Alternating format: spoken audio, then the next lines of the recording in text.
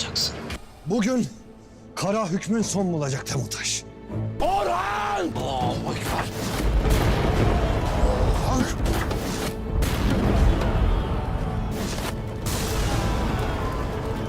Allahu Ekber.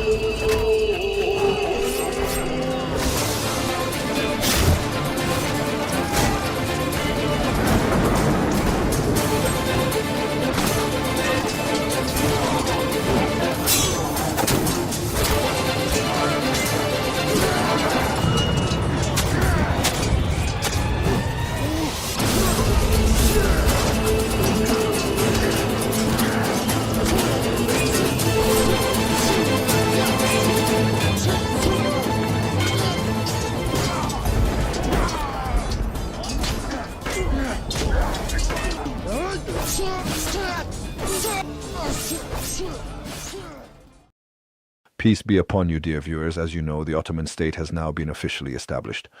After the conquest of Bursa, Orhan Bey, the second ruler of the Ottoman dynasty and its first true sultan, built not just a city but a fully developed state system. Official institutions for state governance were created and administrative and military reforms were put into practice.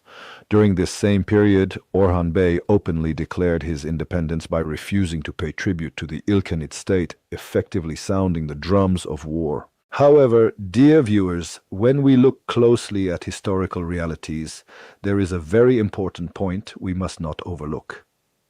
During Orhan Bey's reign, the Ilkhanid state was already in a period of decline. Although the Mongol state still existed officially, its central authority had become extremely weak. Mongol governors in Anatolia were ineffective, which allowed Turkish beyliks such as the Ottomans, Karamanids, Karasids, and Germanids to act independently.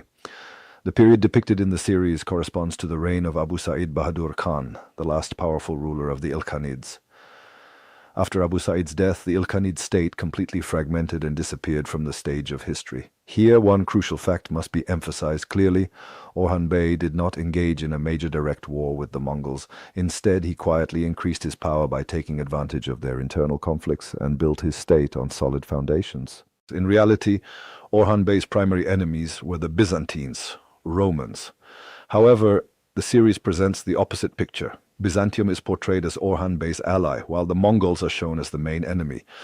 This portrayal does not align with historical facts. According to historical sources, by the year 1326, approximately 16 years had passed since Orhan Bey's marriage to Asporsha Hatun. By that time, the Ottoman-Byzantine alliance had long ended, and Orhan Bey had already begun his campaign toward Nicaea, Iznik. Yet in the series, Asporsha Hatun is still shown as the governor of Iznik, which is historically quite puzzling. Of course, it is possible that these historical events will be depicted in later episodes. However, it is likely that the series will not follow a strict chronological order. In today's video, we will share with you very important details about the upcoming episode, details you won't hear anywhere else. That's why we strongly recommend watching the video until the very end. In this episode, we will see which of his close alps Orhan Bey assigns to key positions after becoming Sultan.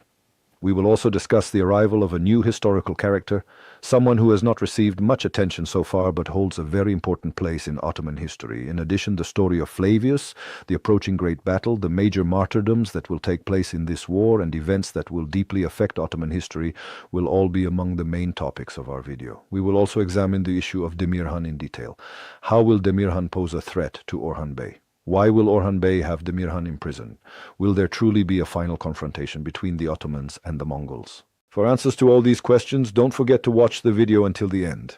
Dear viewers, the brotherhood between Orhan Bey and Alaeddin Bey is one of the most exemplary relationships in Ottoman history. Power, position, and authority never came between these two brothers.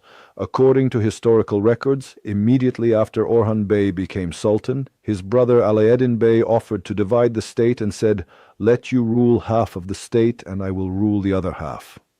However, Alaeddin Bey rejected this proposal and replied, "Our father, Ghazi Osman Bey, appointed you as Sultan, therefore I choose to serve under you." For this reason, Orhan Bey appointed Alaeddin Bey as the first Grand Vizier of the Ottoman state. Alaeddin Bey is regarded as the first systematic administrator of the Ottomans and one of their most important reformers. The series portraying him as Grand Vizier is historically accurate. Alaeddin Bey refused military duties and said, "I wish to serve not with the sword, but with the pen." The relationship between Orhan Bey and Alaeddin Bey was built on trust, respect, and love. There was never any struggle for the throne or intrigue between these two brothers. Thanks to this, the Ottoman state was protected from internal turmoil. Now, the fact that Alaeddin Bey proposes laying the foundations of the Janissary Corps in the series indicates that significant historical developments await us. Alaeddin Bey suggested establishing a permanent army loyal to the state by raising orphaned and abandoned children. Historically, the Janissary Corps was established around 1363 during the reign of Sultan Murad I and became the Ottoman Empire's first standing army. Before this, the Ottomans relied on Ghazis from Turkish tribes, who were loyal to their own beys rather than fully devoted to the central authority. Thus, a disciplined permanent army loyal solely to the Sultan was created. Of course, the Janissaries' later involvement in politics and their eventual corruption is a separate topic of discussion. Now let us turn to the matter of Demirhan. Will this character only last for a few episodes? Why will Orhan Bey have Demirhan thrown into prison? Demirhan, one of the leaders of the Karasi Beylik, openly opposed Orhan Bey. He also formed a secret alliance with Timurtash. According to historical sources, Demirhan saw the Ottomans as the greatest rising threat and deeply feared Orhan Bey's military and political genius. In contrast, his brother Dursun Bey believed the Karasids should cooperate with the Ottomans. This disagreement grew over time, and Demirhan, driven by ambition for power, had his own brother Dursun Bey killed. This murder led to a major civil war within the Karasi Beylik. Commanders who suffered under Demirhan's tyranny sought help from Orhan Bey. Orhan Bey first had Demirhan imprisoned and later executed him. As a result, the Karasi Beylik was incorporated into Ottoman territory. A similar process is expected to occur in the series. After Dursun's death, Demirhan's end appears to be near. However, since the character Halime is fictional, her storyline will likely remain unfinished. Now let us talk about the very important figure who will join Orhan Bey's side, Hacı İlbey. Hacı İlbey initially served as a soldier of the Karasi Beylik. When internal conflicts weakened the Beylik, he entered the service of Orhan Bey. Hacı İlbey was an extremely important commander in Ottoman history. He gained great fame through his conquests in Rumelia. At a time when the Crusaders besieged Sultan Murad I, Hacı İlbey inflicted a crushing defeat upon them. He died after the Battle of Sırpsındı. According to some accounts, Lala Şahin Pasha, the conqueror of Edirne, poisoned Hacı İlbey out of jealousy over his fame. This historical hero will soon appear alongside Orhan Bey in the series. In Kuruluş, Osman, the character İlbey was portrayed as a traitor. However, this İlbey will be shown as a true hero of history.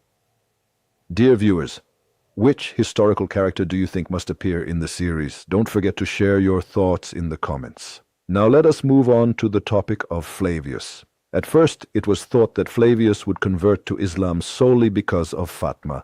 However, this storyline was deemed unsuitable and was changed. According to the new scenario, Flavius will convert to Islam after being deeply influenced by the faith itself. As a broken man searching for his identity, he will find the truth. Seeing Orhan Bey as the most powerful Muslim leader in the region, he will go to him and pledge allegiance. As an experienced Byzantine commander, Flavius will make a significant contribution to Orhan Bey's strength. As for the wars, although the series currently depicts an Ottoman-Byzantine alliance, Orhan Bey's next target will be Nicaea, Iznik. History makes this very clear. Orhan Bey conquered Iznik in 1331, just 5 years after Bursa. Most likely this conquest will be shown in the series through a time jump. During this process, Orhan Bey's marriage to Asporça Hatun will appear on screen. Timurtaş's massacre of innocent people will enrage Orhan Bey and ignite the spark of a great war. After Hector's death, new enemies are expected to emerge. A new Byzantine commander will replace Flavius, and the Ottoman-Byzantine alliance will come to an end. Orhan Bey will once again fight against the Crusaders, and with the conquest of Iznik, a new chapter will open in Ottoman history. During this time, the martyrdoms of close companions such as Şahin Şah Bey and Boran Bey will deeply affect the audience. Additionally, the character Malhun Hatun is expected to be written out of the series. Historically, she should be in old age, yet her continued appearance in the streets of Bursa has been criticized by viewers.